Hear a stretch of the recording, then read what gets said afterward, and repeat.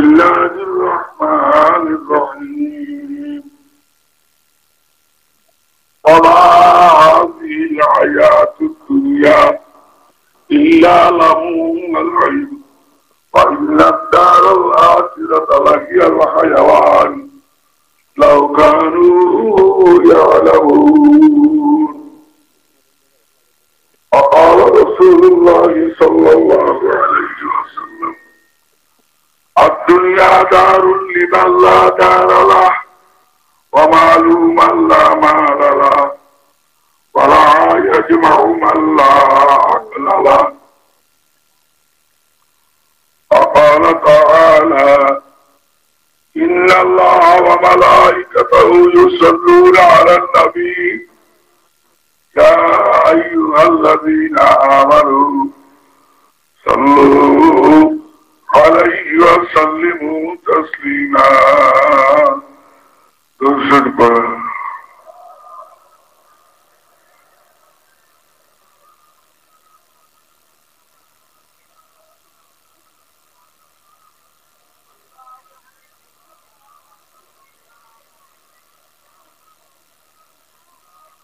اللهم صل على سيدنا ونبينا وشفيعنا وحبيبنا صلى الله عليه وعلى آله وأصحابه وبارك وسلم. اللهم صل على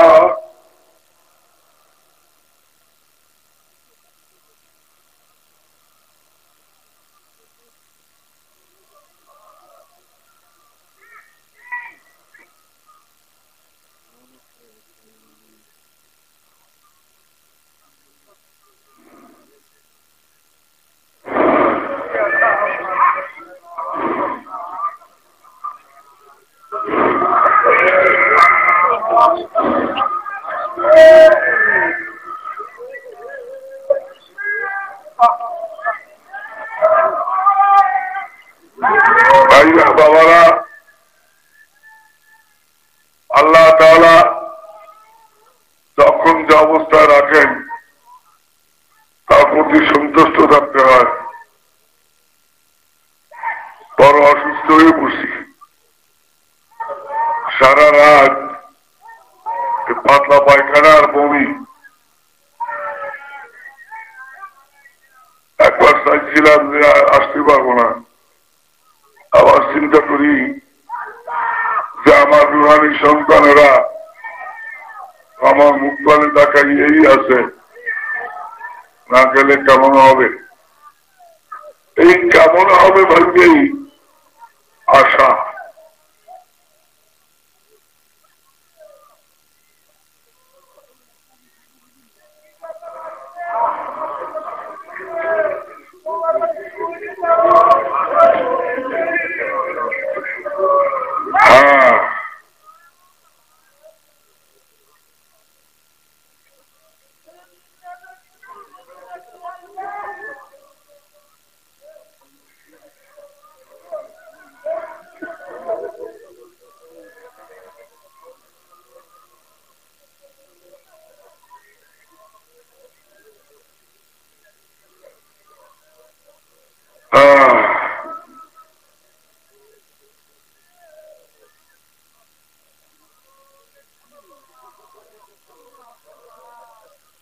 وما هذه الحياة الدنيا إلا لهو ولعب وإن الدار الآخرة لهي الحيوان لو كانوا يعلمون.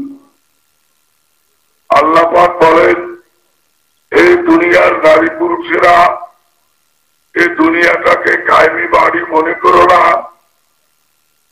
এটা তোমার কায়েমি বাড়ি না, এটা তোমার খেলাধুলার ঘর। খেলাধুলার ঘর ছাড়া কিছুই নয়। আখেরাতের বাড়ি একমাত্র কায়েমি বাড়ি, আখেরাতের জিন্দিগি একমাত্র কায়েমি জিন্দিগি। আমারও যদি বুঝতো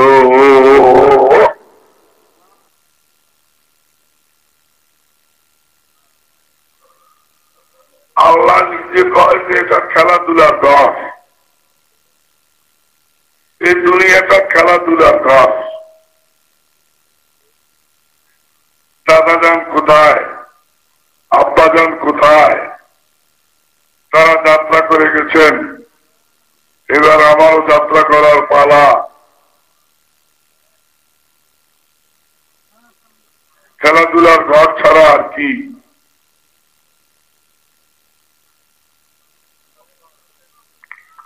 অযথা এই দুনিয়ার পিছনে আসক্ত হইয়া,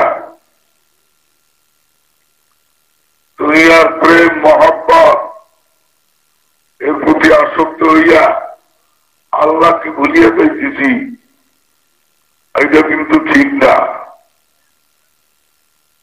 সৃষ্টি দুনিয়া আজ খোদা না ফেলবুদান নয়তো মাসু না প্রভু পর সন্দেহজন। ছেলে মেয়ের নাম দুনিয়া না, পদ সম্পদের নাম দুনিয়া না, যেই বস্তুতে মানুষকে আল্লাহ থেকে গাফেল করিয়া রাখে, যেই জিনিসে মানুষকে আল্লাহ থেকে দূরে সরাইয়া রাখে, সেই জিনিসটার নাম হল দুনিয়া।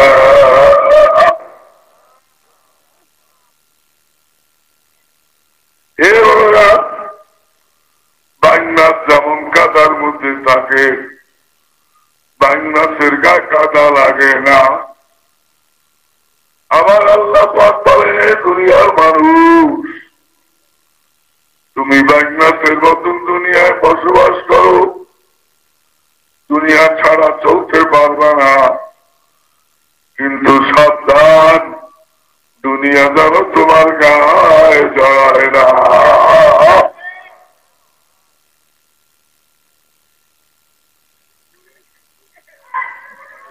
ইমাম আবু হানিফা রহমাতুল্লাহ আলাইহি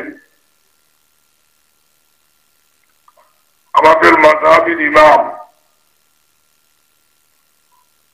ধনাঢ্য ব্যক্তিদের মধ্যে উনি একজন।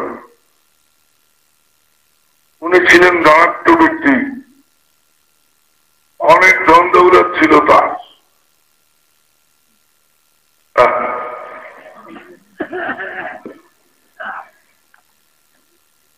একদিন এশার নামাজের পর ওনার জিএম জেনারেল ম্যানেজার কামরুজ্জামান তাকে দেখে বলতেছেন, 444 নম্বর কাপুরের গায়ে কি বিক্রি করেছ? বলে জি হযরত, ওটা বিক্রি হইয়া গেছে। বলে ওর মধ্যে খারাপ কাপড় ছিল যে? কাস্টমারকে বলে দিয়েছো, দেখিয়ে দিয়েছো? কাস্টমার তো উল্টা পাল্টা করি, উল্টাইয়া পাল্টাইয়া দেখেই নিল, আবার বলবো কি? বলে না, ওই খারাপ কাপড় টুটা ফাটা ছেঁড়া কাস্টমারের নজরে নাও তো করতে পারে।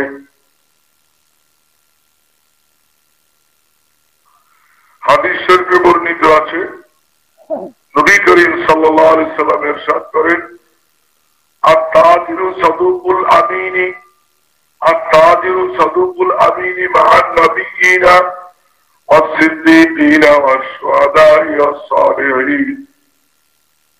যেই ব্যক্তি আমানতদারির সাথে ব্যবসা বাণিজ্য করিবে, কিয়ামতের দিন সিদ্দিকদের সাথে, নবীগণের সাথে, শহীদগণের সাথে তার হাসর নাসর হইবে। এ বাবারা,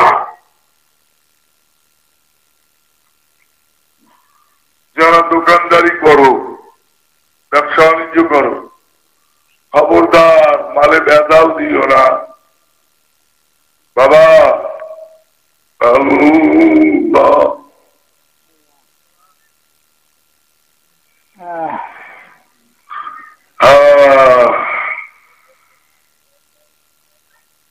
ভেজাল দিও না।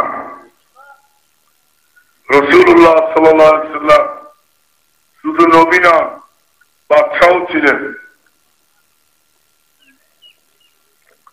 মদিনার অলিতে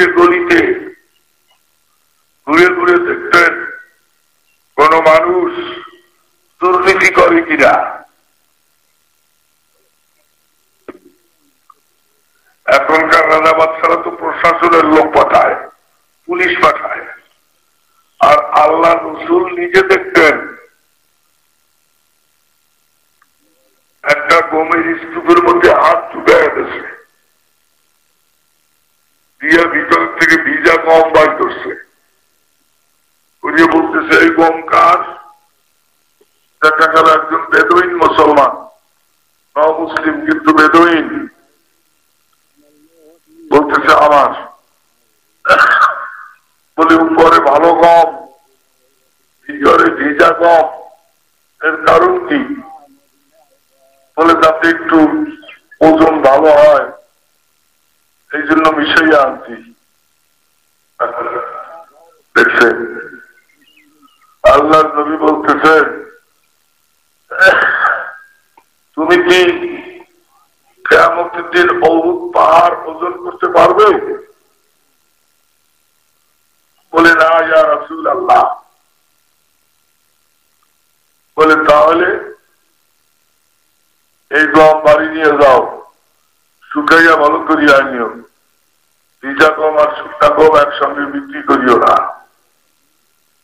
তখন এই সূরা মুতাফফিফিন নাযিল হলো। এইটাই সূরা মুতাফফিফিনের শানে নাযিল। সুবহানাল্লাহ বলেন। এইভাবে খেয়াল করেন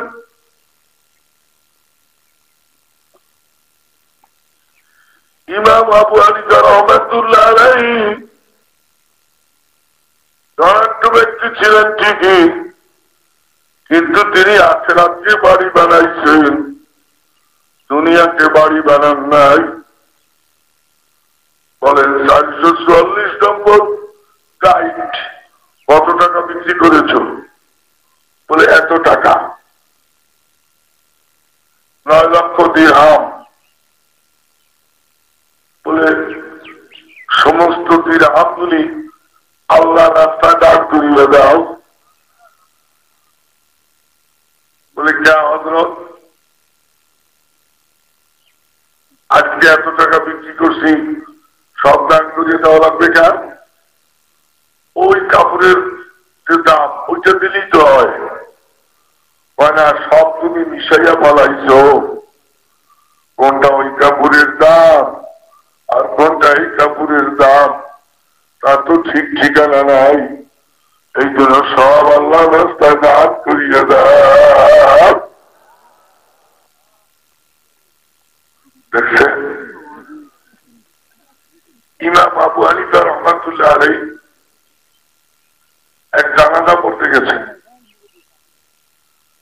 রৌদ্রে দাঁড়াইয়া আছেন, দুপুরের রৌদ্র, লাশ আসতে এখনো খানিকটা দেরি। খাদেম বলতেছে হযরত চলিয়ে ওই ঘরের ছায়ায় আশ্রয় নেই। ঘরটা কার?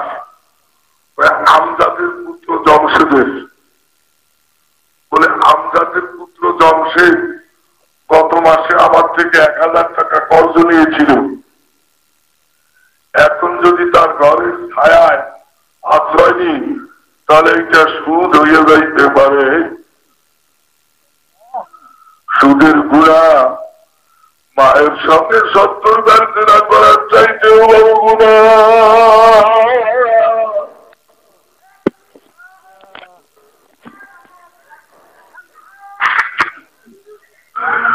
আমি তার ঘরে আশ্রয় নেব না। আল্লাহ পাক বলে দুনিয়ার মানুষ দুনিয়াটাকে কায়েমি বাড়ি মনে করিও না। এটা তোমার কায়েমি বাড়ি না, এটা তোমার খেলাধুলার ঘর ছাড়া আর কিছুই না। আখিরাতের বাড়ি একমাত্র কায়েমি বাড়ি, আখিরাতের জিন্দেগি একমাত্র কায়েমি জিন্দেগি। এরা দুইটা জগৎ, একটা হলো দুনিয়া আর একটা হলো আখিরাত। আমার সাইয়্যিদি, আমার মুর্শিদি, আমার রাহনুমা আমার কেবলা ও কাবা, আমার রুহানি আব্বা,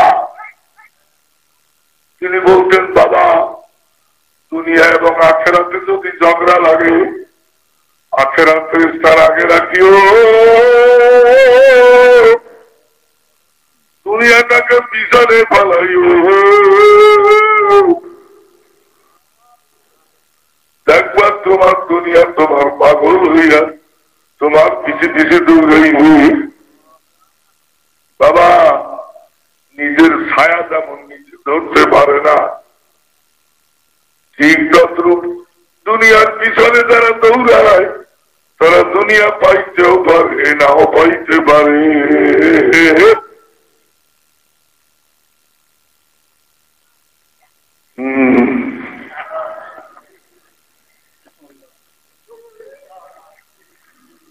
তারা দুনিয়া পাইতেও পারে নাও পাইতে পারে। দুনিয়াটা এইরকম।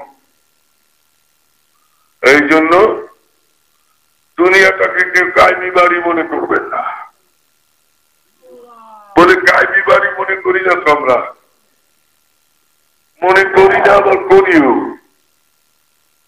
কারো যদি পাটের গুদামে আগুন লেগে যায় সে কাঁদবে, কারো যদি ঘর পুড়ে যায় সে কাঁদবে, কারো যদি বাড়ি ডাকাতি হয়ে যায় লুট হয়ে যায় সে কাঁদবে, কিন্তু কারো যদি একত্র নামাজ ছুটিয়া যায়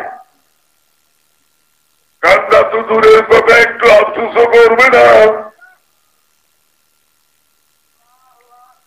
সাহাবা একরামের অন্তরে ছিল আখেরাত, বগলে ছিল দুনিয়া। আর আমরা হয়েছি তার সম্পূর্ণ বিপরীত। আমাদের বগলে হচ্ছে আখেরাত, অন্তর্ভর্তি হচ্ছে দুনিয়া।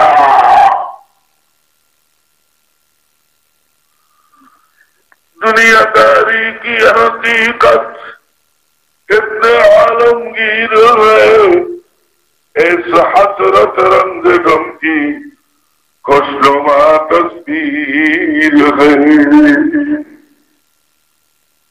बाबा गाड़ी घोड़ाয় খাজা বিক্রি করে, বাজা বিক্রি করে, এর স্যাম্পল দেখায়, তদ্রূপ আল্লাহ পাক মুমিনের জান ও মালকে খরিদ করেছে বেহেশতের বিনিময়। এই জন্য বেহেশত থেকে কিছু সুখের নমুনা দুনিয়ায় পাঠাইছে। এই সুখ দেখে যাতে কাহিনী সুখ সম্পর্কে অভিজ্ঞতা হাসিল করতে পারে।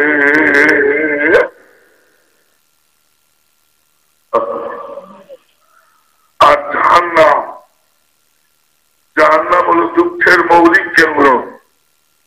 এই জাহান্নাম থেকে কিছু দুঃখ দুনিয়ায় পাঠানো হয়েছে যাতে জাহান্নাম দেখিয়া মানুষ, দুনিয়ার দুঃখ দেখিয়া জাহান্নাম সম্পর্কে মানুষ অভিজ্ঞতা হাসিল করতে পারে। সুতরাং বাবা খেয়াল রাখতে হবে। হ্যাঁ, নদীর মধ্যে নৌকা চলে, নৌকার পানি ছাড়া, নদীর পানি ছাড়া নৌকা চলতে পারে না। আবার নৌকার মধ্যে যদি পানি প্রবেশ করে তাহলে নৌকা ডুবে যাবে। আল্লাহ পাক বলেন, ও দুনিয়ার মানুষ, তোমার 3.5 হাত নৌকা খাড়া দুনিয়ার সমুদ্রে সাবধানে চালাইও।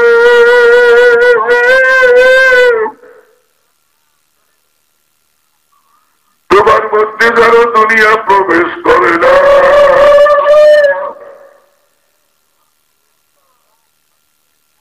তাহলে তোমার দিল মুর্দা হইয়া যাবে।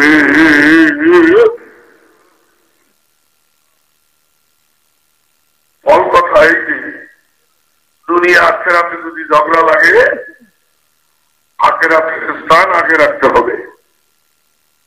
সূরা বনী ইসরাঈলের মধ্যে আল্লাহ তাআলা বলতেছেন, যেই ব্যক্তি দুনিয়া চায় সে দুনিয়ার সুখ শান্তি পাইতেও পারে নাও পাইতে পারে, আর যেই ব্যক্তি আখেরাত চায়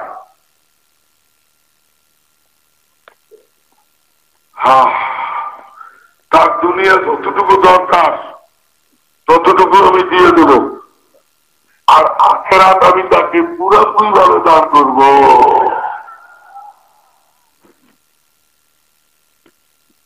বাবারা এখন কোনটা করবেন? কোরআনের আয়াত চিন্তা করিও দেখেন। যেই ব্যক্তি দুনিয়া চায় সে দুনিয়া পাইতেও পারে নাও পাইতে পারে, আর যেই ব্যক্তি আখেরাত চায় তার দুনিয়া তৎসুক দরকার তৎসুক আমি দিয়ে দেব, আর আখেরাত তাকে পুরোপুরি ভাবে দান করবো।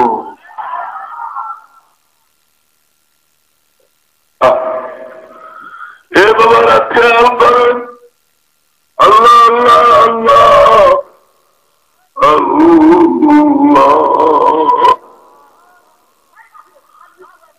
ইমাম হাসান বসরি রহমাতুল্লাহ আলাইহি ইবলিস একদিন জায়গায় থাকে, হুজুর ওঠেন নামাজ পড়বেন না, ফজরের নামাজ। বলে কে তুমি? বলে আমি আজাদিল, আমি ইবলিস। আমার লেখায় যে বেঈমানের 20 কামড়, এই বইটা নিয়ে খরিদ করিয়ে পড়বেন আপনারা। বেঈমানের 20 কামড়, এই বইটা খরিদ করবেন। কপাল পোড়া মুর্শিদ কি সম্পদ দিয়ে গেল তোমাদের জন্য, বুঝিয়ে দেখলা না? এখনো অনেক পাণ্ডুলিপি আছে, টাকার অভাবে ছাপাইতে পারতেছি না, বুঝিয়ে রয়েছে। বাবা এই বেঈমানের 20 কামড় বইটা নিয়ে পড়বে। এ বাবার খেয়াল করেন, হাসান বসরি বলতেছেন যে না, তুমি ইবলিস, তোমার কাম তো ঘুম পাড়ানো, তুমি আমাকে জাগাইয়ে দিলা কেন? বলে হুজুর ফজরের সময় মুয়াজ্জিন যখন আযান দেয় আস-সালাতু খায়রুম মিনান নাওম বলে, আমি তখন গুপ্তাঙ্গ দিয়ে বাতাস করি। শয়তানের গুপ্তাঙ্গ দিয়ে বাতাস করে শয়তান। নিয়ম হলো আস-সালাতু খায়রুম মিনান নাওম বলার সাথে সাথে সদান্না অবারার্তা, সদান্না অবারার্তা এই কথা বললে উঠে পড়া।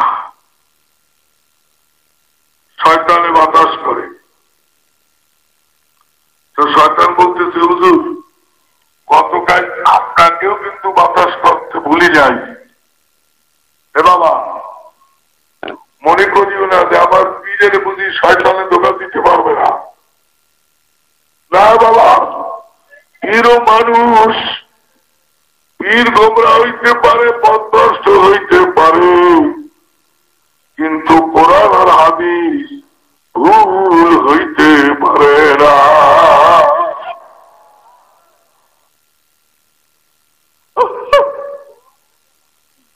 ওই যে এক পীরে ছবি উঠাইয়া মুড়ি করে দেয়, মুড়িটা পকেটে পকেটে পীরের ছবি রাখে। পীর যদি আলেম হইতো তাহলে এই কামে পীরে কোনোদিন করতো না।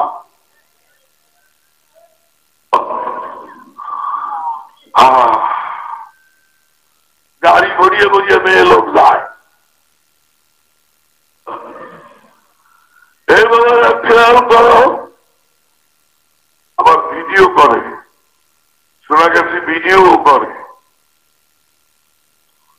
সমালোচনা করার অভ্যাস আমার নাই, কথা প্রসঙ্গে আসতে তাই বলছি। এভাবে খেয়াল করে আল্লাহ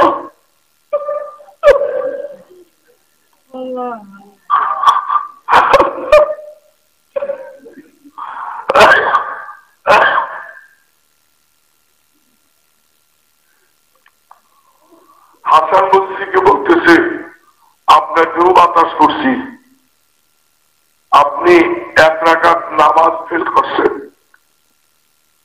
1 রাকাত জামাত পান নাই, এই জন্য আল্লাহর দরবারে এমন কান্দা কাঁদছেন, আপনার কান্দায় খুশি হইয়া আপনার আমল নামায় আল্লাহ পাক 6000 রাকাত নামাজের সওয়াব দান করছেন।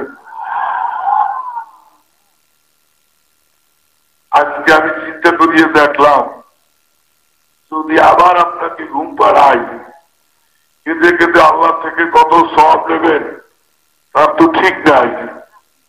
এই জন্য আমার আসলে আসল থাক, লাভে আমার দরকার নাই।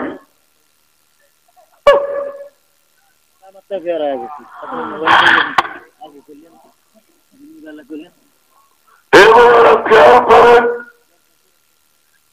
হযরত হাসান বসরি দুনিয়াকে কায়েমি আখিরাতকে কায়েমি বাড়ি মনে করছিলেন। দেখেন কি তার অবস্থা।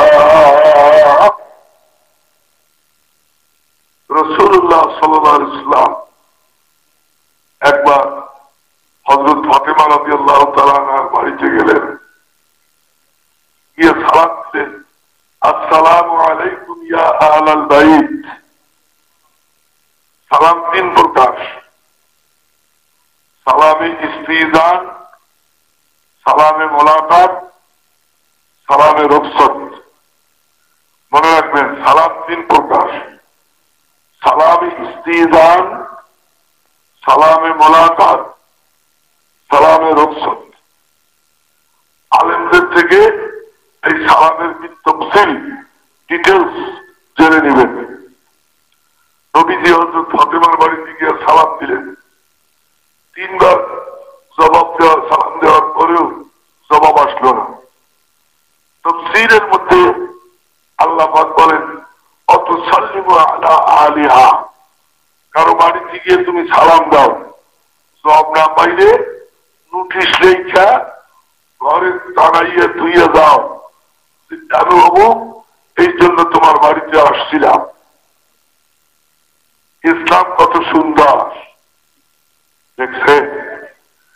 ইসলাম মানিয়া যারা চলবে তারা দুনিয়াতেও শান্তি, আখিরাতেও শান্তি।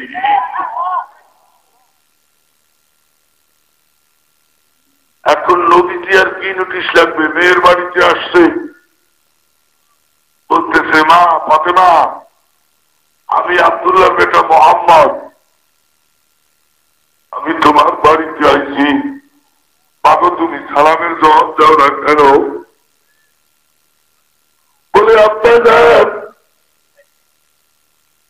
আমার শরীরে এমন কোন কাপড় নাই যা দিয়া আমি আমার সমস্ত শরীর ঢাকবো।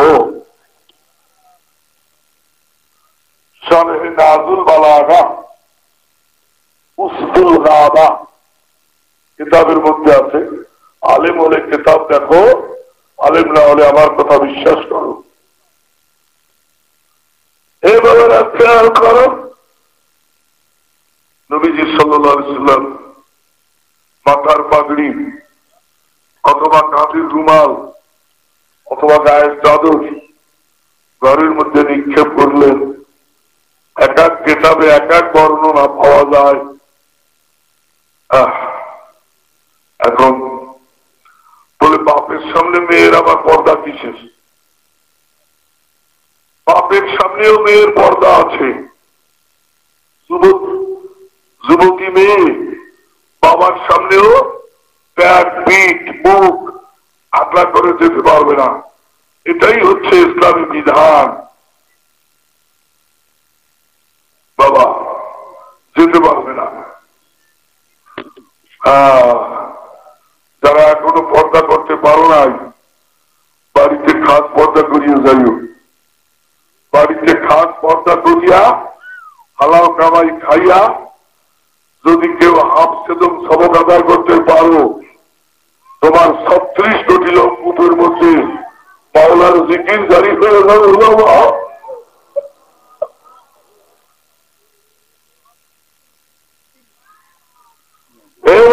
খেয়াল করো,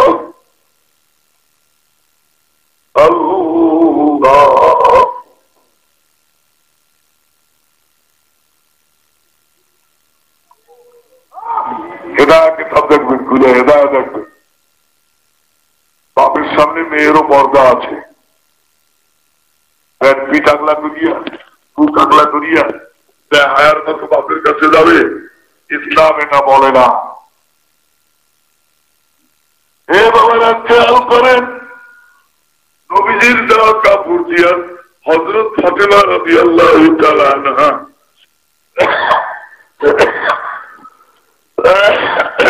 সমস্ত শরীর ঢেকে নিলেন। নবীজি ঘরের মধ্যে ঢুকে দেখতেছেন ফাতেমার পেটের চামড়া পিঠের সঙ্গে লেগে গেছে, শরীর ফ্যাকাশে হয়ে গেছে। বলছে, মা মা ফাতেমা, তোমার কি অসুখ হয়েছে? কয়, আব্বা, ভাতের অসুখ ছাড়া আমার আর কোনো অসুখ নাই। 3 দিন পর্যন্ত আমার ঘরে খানা নাই, আপনার জামাইও বাড়িতে নাই। কাসবুল হালালি ফরিদাতুন বাদাল ফরিদা, হালাল উপার্জন করার জন্য বাইরে গেছে, আমি চলাফেরা করতে পারি না, একটা রশি টাঙ্গাইয়া ঘরে রাখছি, ওই রশি ধরিয়া চলাফেরা করি। হাসান হুসাইনকে মারধর করিয়া মক্তবে পাঠাইছি, ওরা কেবল আমার কাছে খানা চায়।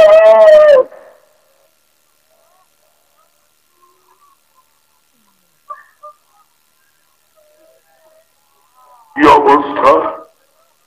আর আজমের বাদশার কন্যা ফাতেমা, সেনাপতি আলীর স্ত্রী ফাতেমা,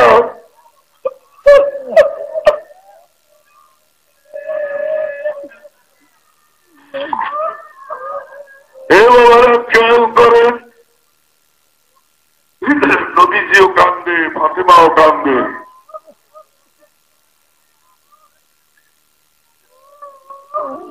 নবীজি সাল্লাল্লাহু আলাইহি সাল্লামের চোখের পানি দাড়ি মোবারক পর্যন্ত যখন আসলো, জিবরাইল ফেরেশতা এসে বলতেছেন, ইয়া রাসূলুল্লাহ, আপনি আর কাঁদবেন না।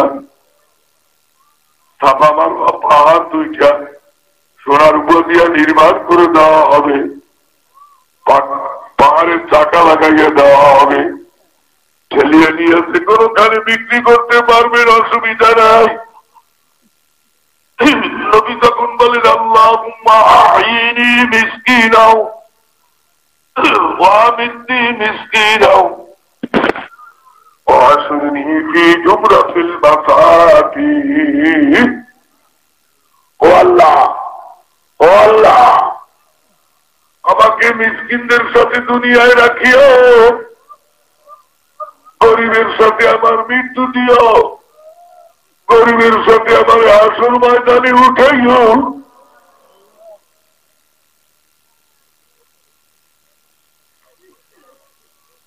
পায়ে দোয়া করলেন কেন? নবীজি বলেন, আমি গরিবেরও নবী, ধনী লোকেরও নবী। ধনী ব্যক্তিরা যদি গরিবের সঙ্গে একসঙ্গে একই পর্যায়ে ইবাদত করে, ধনী ব্যক্তির 500 বছর আগে গরিব ব্যক্তি জান্নাতে যাইবে।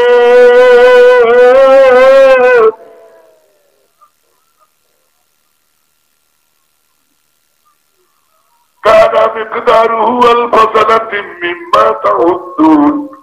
দুনিয়ার 1000 বছর আখিরাতের 1 দিনের সমান।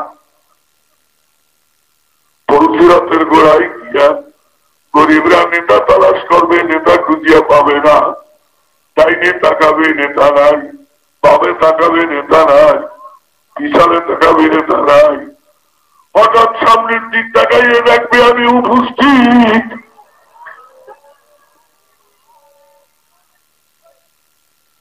আমি গরিবেরও নবী, ধনী লোকেরও নবী। ও আমার গরিব ভাইয়েরা, যারা গরিব আছো, মনে করিও না যে আল্লাহ বুঝি তোমাদেরকে ভালোবাসে না। গরিব অবস্থায় মাওলার জিকির করিও, গরিব অবস্থায় নামাজ আদায় করিও, গরিব অবস্থায় মাওলারে বলাইও।